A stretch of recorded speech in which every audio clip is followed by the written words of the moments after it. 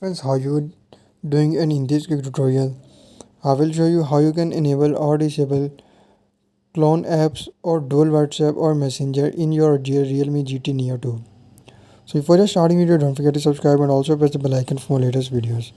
So to enable or disable dual WhatsApp or clone apps in Realme GT Neo 2, simply first of all you just need to open settings. So first just tap on settings and then do the same as I'm showing you in this video.